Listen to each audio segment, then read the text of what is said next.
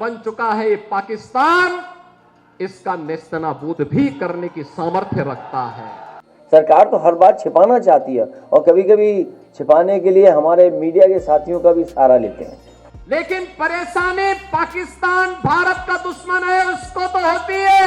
तभी मैंने कहा कि जो क्रोध करेगा वो योगी नहीं हो सकता, इसलिए मठाधीश मुख्यमंत्री हैं ये। उत्तर प्रदेश की बातें अब आगे सुनिए। उत्तर प्रदेश में विधानसभा चुनाव 2027 अगर जीतना है तो भाजपा और सीएम योगी आदित्यनाथ को पाकिस्तान से लौटना होगा।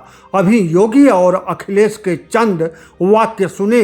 योगी आदित्यनाथ अयोध्या में जनसभा को संबोधित कर रहे थे तो अखिलेश यादव पत्रकार वार्ता में थे। कांग्रेस के शासनकाल में कांग्रेस अपनी हर कमियों के पीछे विदेशी हाथ बताया करती थी। भारत की जनता ने कांग्रेस से ही हाथ खींच लिया।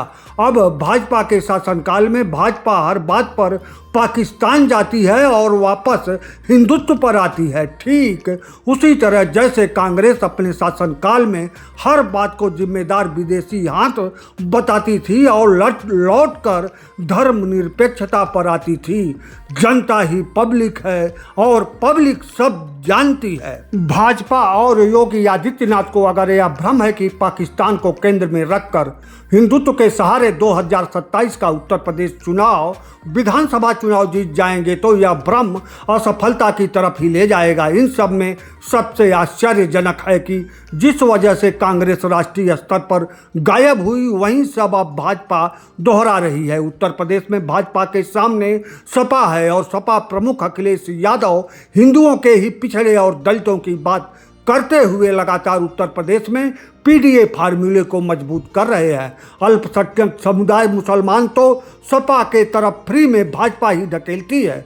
पिछड़े और दलित सपा के फायदे में आकर्षित हो रहे हैं। सपा सरकार में मुसलमान कितना फायदा उठा पाते हैं इसे पिछड़े और दलित नहीं देख। अखिलेश यादव लगातार उत्तर प्रदेश की समस्याओं पर सरकार को घेर रहे हैं। भेड़िए की समस्या भी अखिलेश उठाते हैं तो एसटीएफ पर भी उंगली उठा रहे हैं। उत्तर प्रदेश के माफियाओं पर भी अखिलेश मुखर हैं तो हिंदू मुसलमान भाजपा के एजेंडे पर ही अखिलेश ही मुखर रहे हैं। और तो और अखिलेश कानून व्यवस्था को भी जातिवाद पर ले जाने में सफल रहे तो माफियाओं में भी भाजपा को जातिवाद की तरफ ले गए। अखिलेश यादव सीएम योगी आदित्यनाथ को योगी और साधु की छवि से निकालकर ठाकुर और मठाधीश की छवि में लाने के लिए लगातार लगे हुए हैं।